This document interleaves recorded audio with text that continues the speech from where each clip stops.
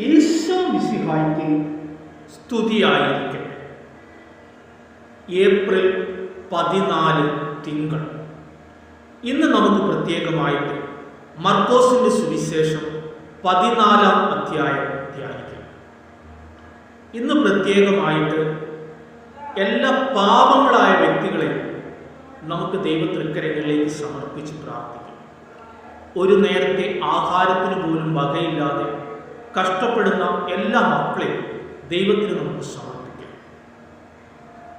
അവരെ ശുശ്രൂഷിക്കുന്ന ഓരോ വ്യക്തികളെയും, പാവങ്ങളെ സഹായിക്കുവാൻ സന്മനസ് കാണിക്കുന്ന ഓരോ വ്യക്തികളെയും ദൈവത്തിന് സമർപ്പിച്ചുകൊണ്ട് അവർക്ക് വേണ്ടി കൂടി നമുക്ക് പിതാവായ ദൈവത്തെ വിളിച്ച് പ്രാർത്ഥിക്കാം. സ്വർഗസ്ഥനായ ഞങ്ങളുടെ പിതാവേ, അങ്ങയുടെ നാമം പൂജിതമാകണമേ, അങ്ങയുടെ രാജ്യം വരയണമേ, അങ്ങയുടെ തിരുമനസ് സ്വർഗത്തിലെ പോലെ ഭൂമിയിലുമാകണമേ. അന്നു വേണ്ടുന്ന ആഹാരം ഇന്ന് ഞങ്ങൾക്ക് തരണമേ. ഞങ്ങളുടെ കടക്കാരോട് ഞങ്ങൾ ക്ഷമിക്കുന്നത് പോലെ ഞങ്ങളുടെ കടങ്ങളും പാപങ്ങളും ഞങ്ങളോട് ക്ഷമിക്കണമേ. ഞങ്ങൾ പ്രലോഭനത്തിൽ വീഴാൻ ഇടയാകരുത്, ദുഷ്ടാരൂപി ഞങ്ങളെ രക്ഷിക്കണമേ. എന്തുകൊണ്ടെന്നാൽ രാജ്യവും ശക്തിയും മഹത്വവും എന്നേക്കും അങ്ങയുടേതാകുന്നു. ആമേൻ. സ്നേഹമുള്ളവരെ, ഇന്ന് നമുക്ക് പ്രത്യേകമായിട്ട് സുഗന്ധ തൈലം യേശുവിൻ്റെ ശിരസിൽ പൂശിയ സ്ത്രീയെ പറ്റി ധ്യാനിക്കാം. വളരെ വിലയേറിയതും സുഗന്ധമുള്ളതുമായ തൈലമാണ് അവൾ ഈശോയുടെ ശിരസിൽ പൂശിയത്. സ്നേഹമുള്ളവരെ, നമ്മൾ എന്തു കൊടുക്കുമ്പോൾ അത് വിലയുള്ളത്, ശുദ്ധമായിട്ടുള്ളത്, നല്ലത് ദൈവത്തിന് കൊടുക്കുവാനായിട്ട് നമുക്ക് പരിശ്രമിക്കണം.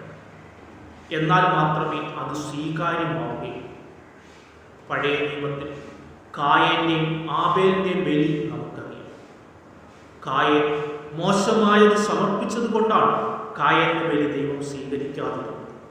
അതുപോലെ നമ്മൾ നല്ലത് കൊടുക്കുവാനായിട്ട്, നല്ലത് ബലിയർപ്പിക്കുവാനായിട്ട് നമുക്ക് പ്രത്യേകം പരിശ്രമിക്കാം. നല്ലത് നമ്മൾ കൊടുക്കുമ്പോൾ അത് ദൈവം നമ്മളെ സ്വീകരിക്കും.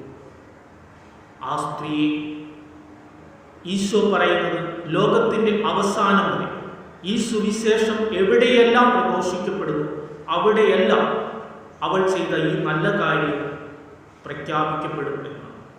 നമ്മൾ നല്ലത് ചെയ്താൽ അതിൻ്റെ പ്രതിഫലം ഇന്നല്ലെങ്കിൽ നാളെ നമുക്ക് കൃത്യമായി ലഭിച്ചിരിക്കും. അതോടൊപ്പം ഈശോ പറയുന്നുണ്ട്, ദരിദ്രർ എപ്പോഴും നിങ്ങളോട് കൂടിയുണ്ട്, എന്നാൽ ഞാൻ എപ്പോഴും നിങ്ങളോട് കൂടെ ഉണ്ടായിരിക്കുകയില്ല. സ്നേഹമുള്ളവരെ, ലോകത്തിൻ്റെ അവസാനം വരെ ദരിദ്രർ ഉണ്ടാകും.